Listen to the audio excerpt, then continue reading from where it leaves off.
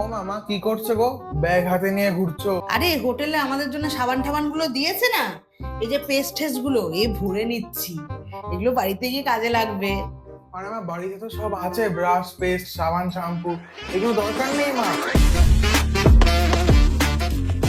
তুই চুপ কর, তোকে জিজ্ঞেস করেছি। এই ভাবি, ভাবি কি হলো? বলছি এগুলো এই যে পাঞ্জাবির মতো, এগুলো তো আমাদেরই দিয়েছে। ভাঁজ করে দি, এগুলো এই ব্যাগে আটবে না, সুটকেসে একেবারে ভরে ফেল, বুঝলি? আরে আমার এগুলো বাথরোব। তোমার মাথাটা একদম গেছে, চলো যে এখান থেকে। আরে মা, এটা কি বললে তুমি আবার? আরে এখানে দিয়েছিল চা, কফি, চিনি, এগুলো বাড়িতে নিলে আমার কাজের সুবিধা হবে। ওই ডিপ ডিপ আছে, তাহলে আর আমাকে চা করতে হবে না, গরম জল করে তোরা ডিপ ডিপ করে খেয়ে নিতে পারবি। এই সব নিয়ে নিলাম। আরে মা, একটাও রাখোনি তুমি? সবই তো আমাদেরই, আবার রাখবো কেন? এই ভাবি, আরে মা, এটা তো কুশান। না।